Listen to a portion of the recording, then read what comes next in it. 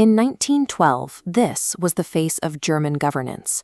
The Social Democrats were the single largest party in the country, and their core philosophy was rooted in the peaceful, lawful transition toward a more equitable society. But by 1933, that entire democratic structure had completely vanished, forcefully replaced by an absolute, unyielding totalitarian dictatorship. The path to that collapse began in November 1918 with the proclamation of the Weimar Republic, formed in the immediate, chaotic aftermath of the First World War. This democratic foundation was precarious from the start. It didn't rise from a popular victory, but was instead a system inherited by a nation already shattered and traumatized by years of total military defeat. The primary catalyst for the Republic's failure arrived in 1919, the Treaty of Versailles. This chart illustrates the financial weight placed on the new government.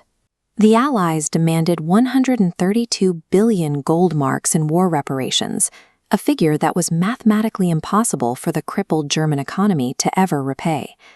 The treaty also stripped Germany of resource-heavy territories like Alsace-Lorraine and capped the once massive army at just 100,000 men, effectively removing the nation's ability to defend its own borders.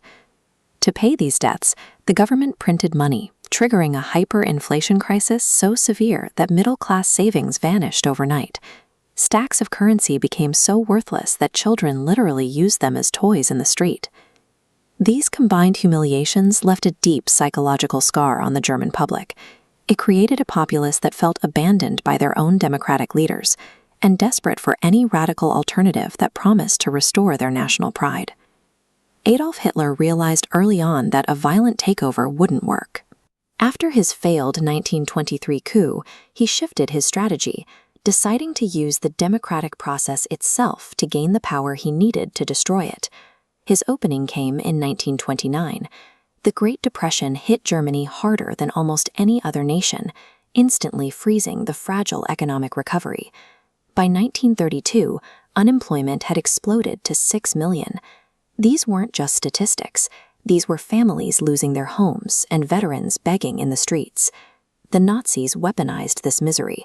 They promised radical economic stability while simultaneously convincing the public that their suffering was the fault of internal enemies, specifically Jewish citizens and communists.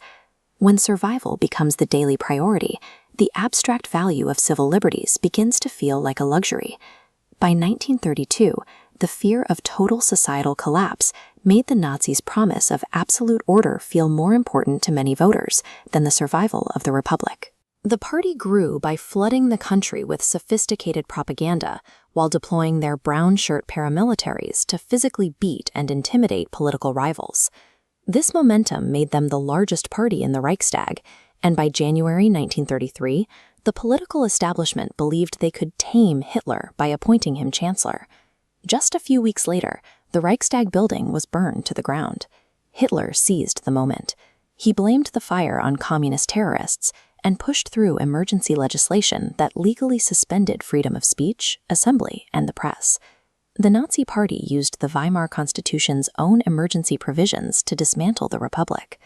They erased the democratic system piece by piece, with every step signed into law by the very leaders tasked with protecting it. Democracy was replaced by the Third Reich, a state built on absolute conformity and military strength. Joseph Goebbels and his Ministry of Propaganda took total control of German information. They ensured every radio broadcast and newspaper article reinforced the state's ideology and dehumanized its enemies.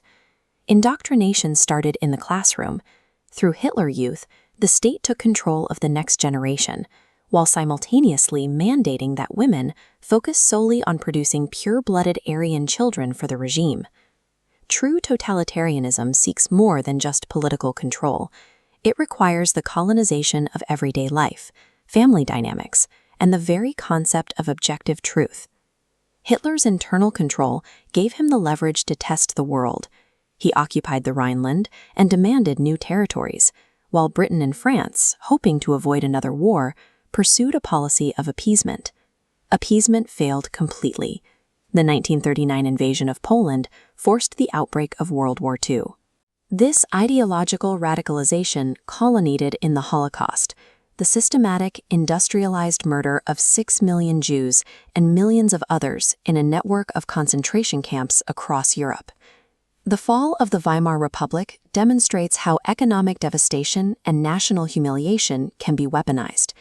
It proves that when the public loses faith in the system's ability to provide basic security, the very legal mechanisms designed to protect a democracy can be turned into the primary tools of its destruction.